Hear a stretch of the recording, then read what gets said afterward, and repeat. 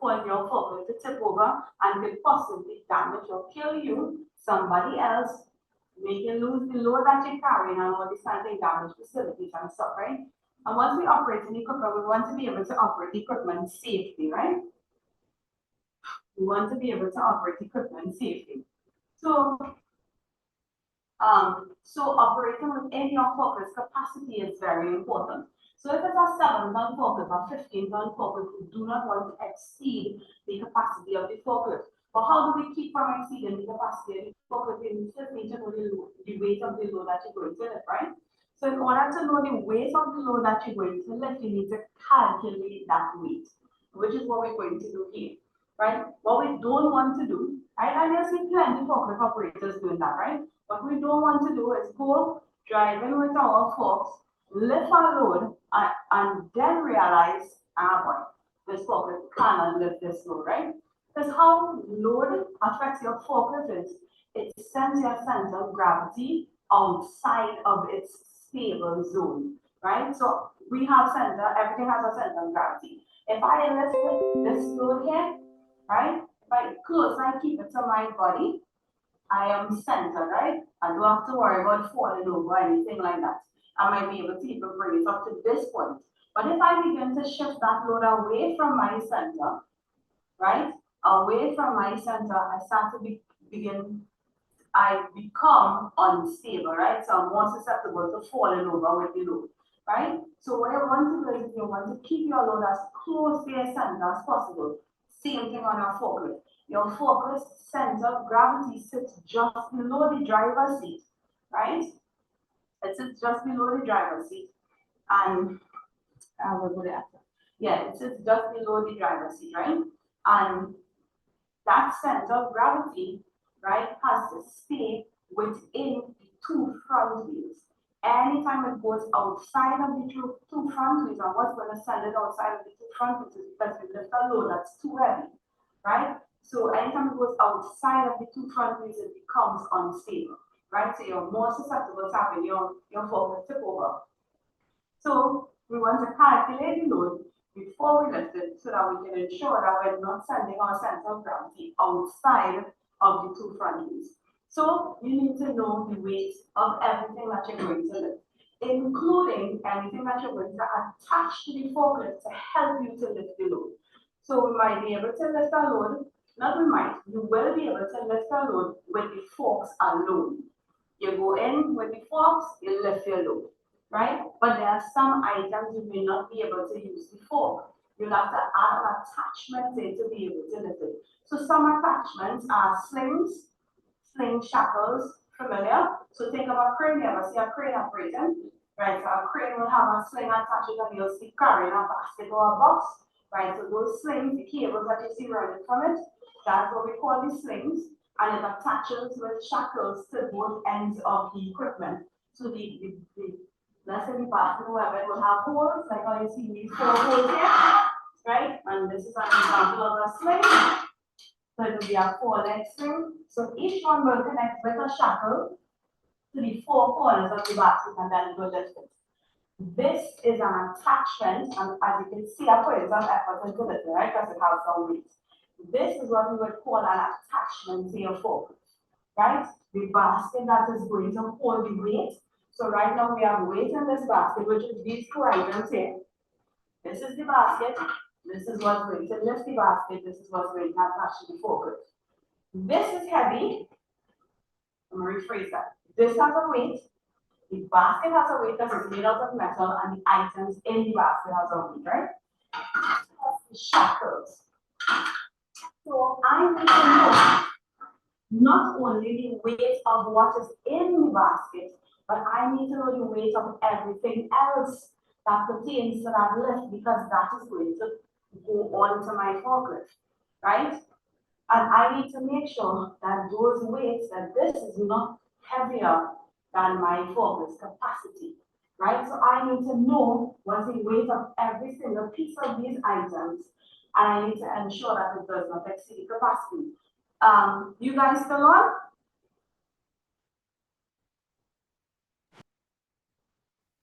Yes. Okay. Right. Right. That you'll add to your focus. Sling and shackle is one with a basket. You might use a spread bar, a jib crane. I'll show you guys what that looks like and so forth, right? All of those things will have a weight. So you need to calculate the weight because the weight of these attachments can affect or reduce the capacity of your forklift. So we have a 6-foot capacity forklift. Is my screen shared? Are yours seeing the writing on the screen? Yes. Okay, good. So we have a 6-ton capacity forklift. Basket similar to what I just showed here, weighing 2,000 pounds. It can hold 200 cubic feet of material. However, it is only half full of material weighing 20 pounds per cubic feet. We have a 4-leg sling, just like what I just showed you there. And we have a 4-leg sling weighing 80 pounds. And we have 4 10-ton capacity shackles, right? So I give you weights for everything. The weight for the basket, the weight for the material in the basket, the weight of the sling, but I didn't give you the weight of the shackles, right? So if you want to know the weight of the shackles, you will need to know who the manufacturer of the shackles is, right? Because all of these attachments will have a manufacturer, right? And attachments have to be approved by the forklift manufacturer in order to use it with the forklift, right? So I would need to know who the manufacturer of the shackles are. So shackles can be manufactured by Van Lees or Crosby or whoever, right? So let's say it's a Crosby shackle. So I would need to go up on the Crosby site on the internet and check to see what one 10-ton capacity shackle weighs, right? When I check the weight of that, so we're going to say that a 10-ton, one 10-ton capacity shackle weighs 8 pounds, right? Now, for this example, they didn't give us the manufacturer, right? So we're going to round that 8 pounds to 10 pounds. So when you are estimating weights, which is what we're doing since we don't have the manufacturer, so we can't go up on the site to know that it weighs 8 pounds. So we're guessing the weight here, right? So when you are estimating weight, it's always better to estimate it to be heavier than lighter, right? So we're going to estimate this 8 pounds to round it up to 10 pounds, right? So now you have 4 10-ton capacity shackles and each one weighs 10 pounds. So you have 4 10-pound shackles, right? So you need to calculate for me what is the weight of the load in pounds and then convert that to tons, right? And why are we converting it to tons? Because our forklift is in tons, right? So we want to convert it to the same capacity as the forklift.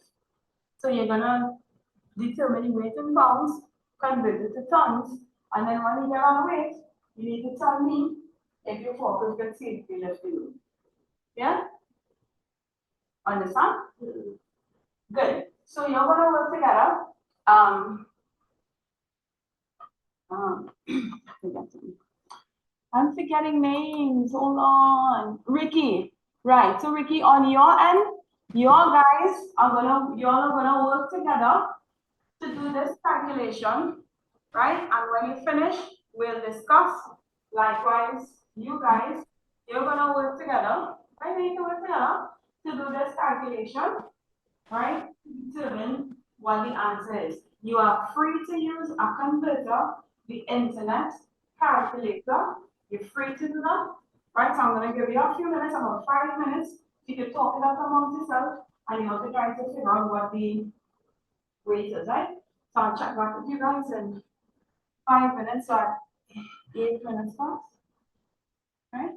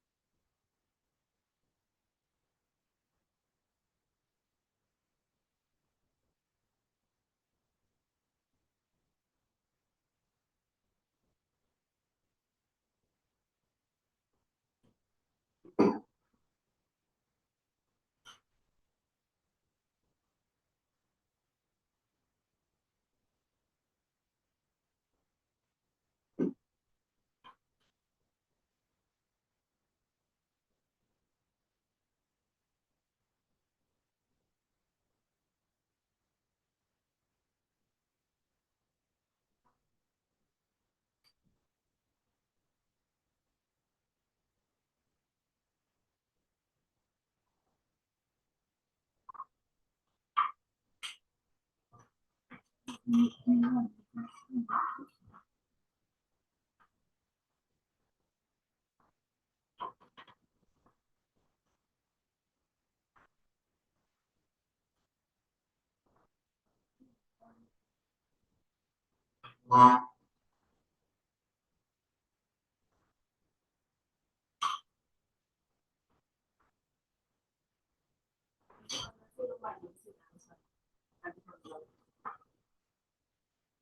I'm apologize.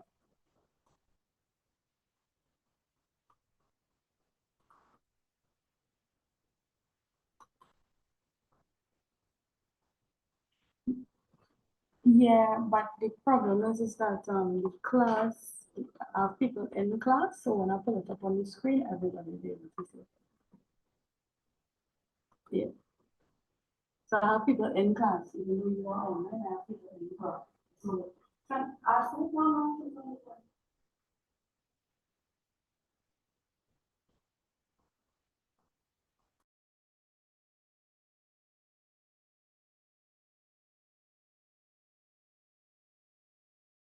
Mm-hmm. Okay, so I'll going. Oh, well, anyway, are you hearing me?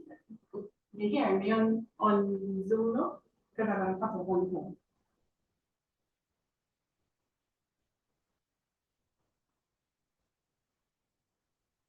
Tell me if you're hearing me on Zoom. Okay, good, because I'm gonna cut off the phone.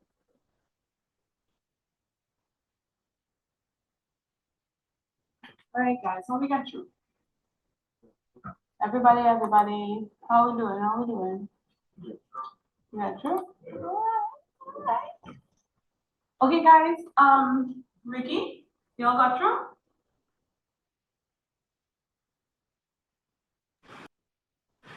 Yes, I think we get through. All right, so go through it. So.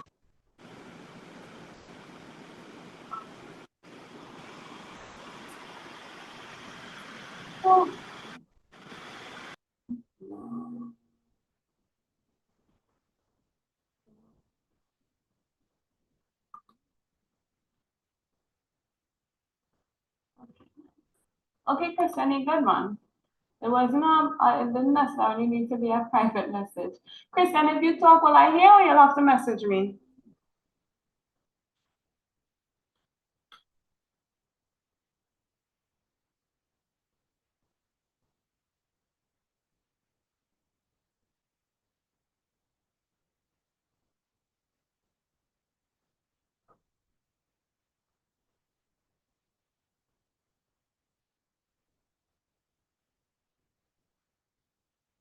All right. Okay, guys. So tell me, what was your weight in pounds?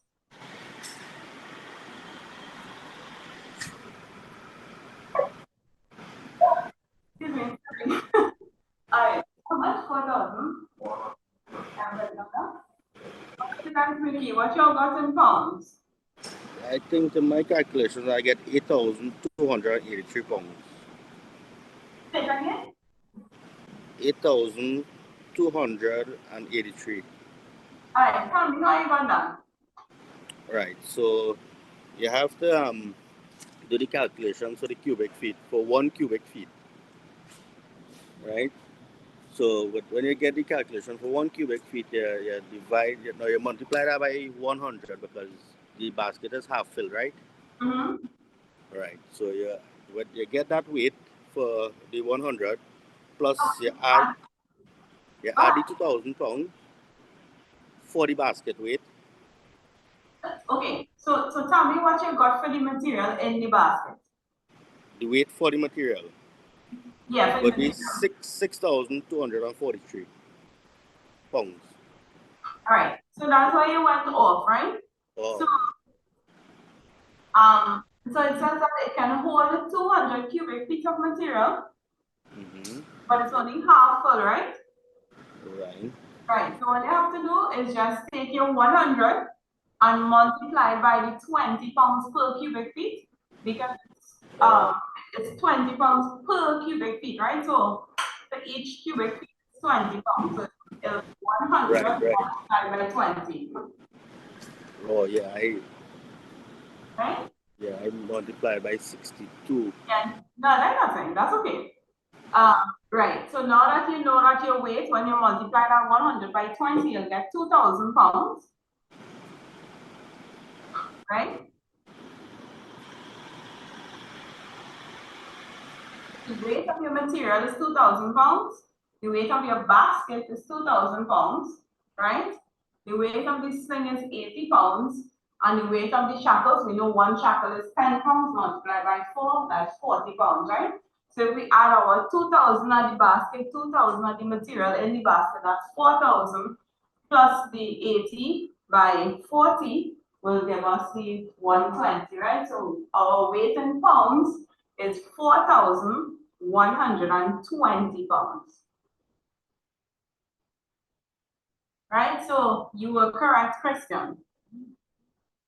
Right? So if when we convert that, what we get?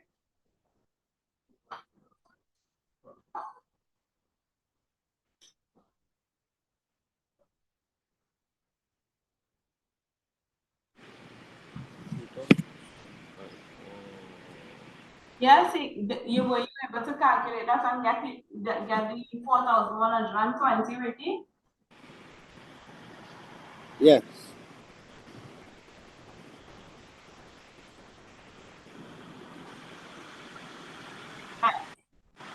Good. So now we need to convert. So Christian, if you can hear me, right? If that is not wrong, however, it's easier just to convert your pounds to tons, right? So you convert any pounds, the 4,120 pounds to tons. Your answer is correct, Christian. You just did it in a different way. Right. So you convert in your 4,120 pounds to tons, and you'll get how much tons, guys? Right, you'll get 2.06 tons. Yeah, you'll get 2.06 tons. Right? And how are we doing that? How are we doing that conversion? How are we doing that calculation? So yeah, 2.06. All right, no worries.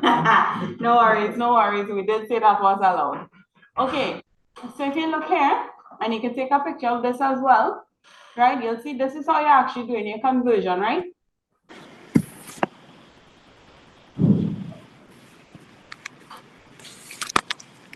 Right, so you'll see that your basket weighs 2,000, your material in your basket 120, your sling, your shackles, you get 4,120 pounds, and these are the conversions that you would use, right?